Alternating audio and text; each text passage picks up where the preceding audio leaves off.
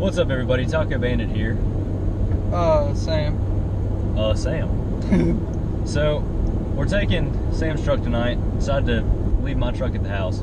And we were thinking, you know, now that third generation Tacomas are out now, the second generation Tacomas are going to be a lot easier to come by.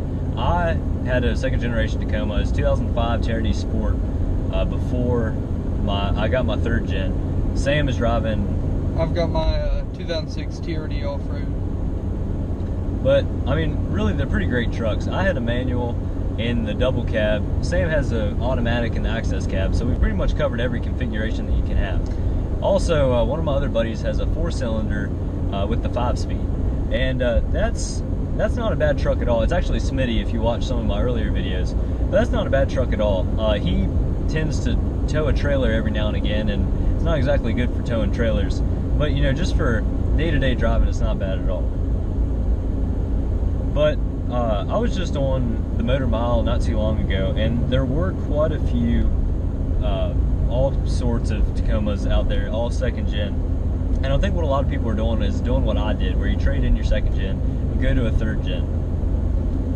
So if you may be looking for one, now may be the time. You know, they're not super rare. I mean, pretty much everyone has one, and it's not to the point that the first generation ones have gotten, where everyone wants one and most people have destroyed them.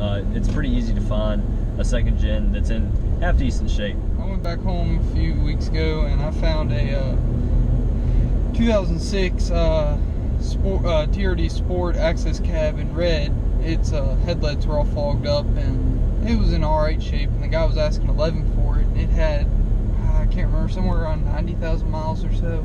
It's a sick looking Mustang. It's a nice Mustang. Oh, that's a Roush. That's a Roush, oh. Yeah. That's a nice oh. one. That's an expensive Mustang. Who needs a supercharged Mustang? Everybody. Everybody. Anyhow, so they can be had if you're willing to look around. And I'm sure, you know, if you want to stock one, I'm sure you can find one. And probably just about any modified one you can get. You know, I just sold mine, and mine was raced in the Baja. I've seen a lot of, you know, jacked up kind of rock crawler type Tacomas with the big, like, brush guard grills and everything like that. Well, and then you also have to remember that since the new third generations come out, all the aftermarket companies are going to be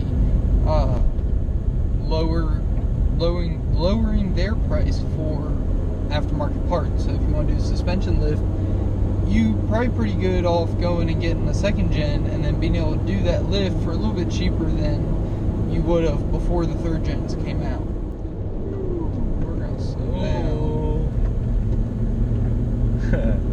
Alright, so if you plan on being a canyon carver, the rough country lift may not be the one. I had a Fox shock set up on my last truck. Yeah, but you had the stock height.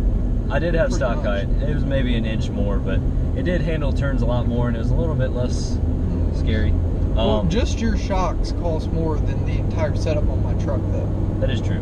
Basically, what we're telling you is you can basically make one of these Tacomas about any way you want it. You know, you can always leave it stock and enjoy it that way, but you know, the warranty has run out by that point, so you may as well have some fun with it.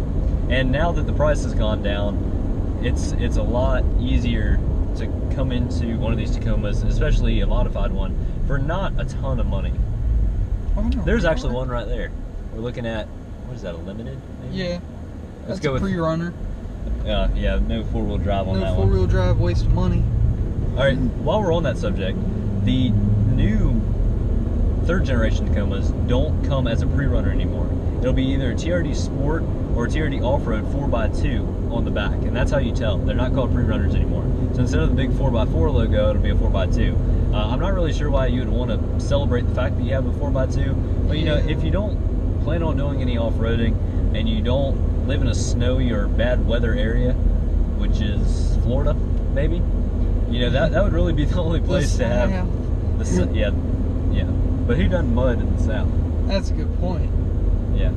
Anyhow, all the New York transplants. There you have it. That's retirees. There you go. Florida itself. Yes.